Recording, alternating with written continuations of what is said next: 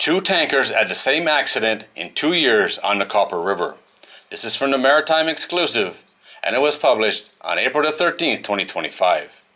The NTSB has determined that the tanker Afna Amesi struck a pier on the Copper River last year because the pilot let the vessel get too close to the river bank.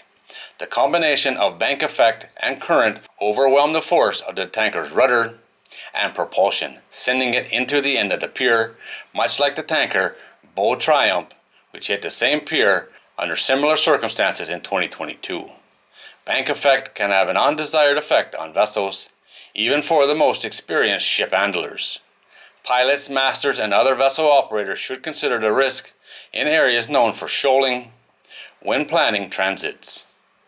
Where appropriate, employ additional measures to mitigate the risk, including the use of tugboats, reducing or increasing speed, and/or delaying the transit until more favorable conditions exist.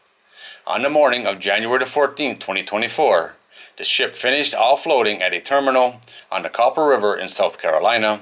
The vessel prepared to get underway on a ballast voyage to Texas City, Texas.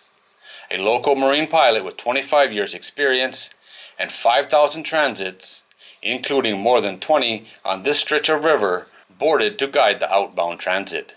Because the pilot was aware of the Bold Triumph's collision with the Naval Weapons Station, Pier B, 2 years before, he instructed the escort tug to take position on the starboard side and accompany the ship downriver as a precaution. This order was a direct result of what was learned from the Bold Triumph incident in 2022. The ship got underway at 10 a.m., nearing the river bend at buoy 80. The pilot noted an extreme flood current rushing past the buoy, strong enough to reduce the tanker's speed to just 5 knots.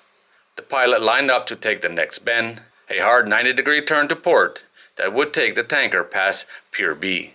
The pilot aimed for the east side of the channel, expecting that the strong current would set the ship further out into the center.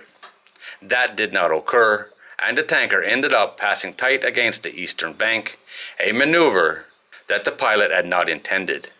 The eastern bank had a ledge that tended to shoal rapidly and had to be dredged every few years. At 10:16, the pilot ordered R to port, but the rudder order had no effect on the rate of the turn. At 10:17, the ship's echo sounder read 0 feet, indicating shallow water. Pier B was dead ahead, and the pilot ordered full ahead to push more water over the rudder. He also directed the escort tug to push on the starboard bow with all she got.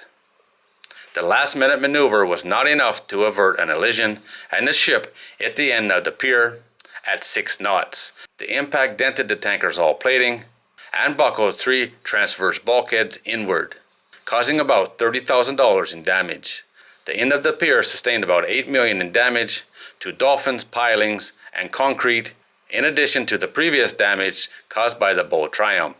There was no disruption to cargo operations at the pier, as it was already out of service because of the earlier accident. According to NTSB, bank effect from a known shoal on the eastern channel edge likely pushed the ship's stern to port. Meanwhile, the strong flood current pushed her bow to starboard. This effect was strong enough to neutralize the force of the rudder, even hard over to port with engines full ahead. NTSB noted that Bold Triumph's collision with the same pier happened under very similar circumstances. The Triumph passed too close to the east side of the channel, suffered bank suction, lost effective control and her heading, and destroyed a 300-foot section of the pier. The shoal was a known hazard, and the Coast Guard had previously scheduled the installation of a buoy to mark the danger zone at the bend. The buoy was installed on the planned date, 3 days after the collision with the pier. After 2 collisions in 2 years, the Coast Guard captain of the port issued a standing order requiring all vessels over 10,000 gross tons or drawing more than 25 feet of water to use a tethered 2-tug escort when transiting through this challenging section of the river. Piloting these huge ships through a river is not for the faint of heart, that's for sure. There's so much going on, and when something does go wrong, it can cost millions, like $8 million because they hit a pier. They did minor damage to the ship, $30,000. I guess that's not minor, but not if I was paying for it. But $8 million to the pier, that's pretty serious. A pier that was already partially destroyed from a very similar situation. Unfortunately, the marker buoy that should have been there did arrive 3 days after this happened. That's very unfortunate. But they were aware of the situation anyway. The pilot knew what he was doing. Tons of experience. It just didn't go well for him on this day. And $8 million later, the marker buoy is in there. Hopefully it don't happen again. And the rules have changed. Now they got to use tugs.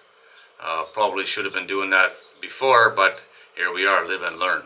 Alright guys, there it is. As always, thanks for watching. If you're new here and you like these kind of videos, don't forget to subscribe before you leave. And I'll see you on the next one.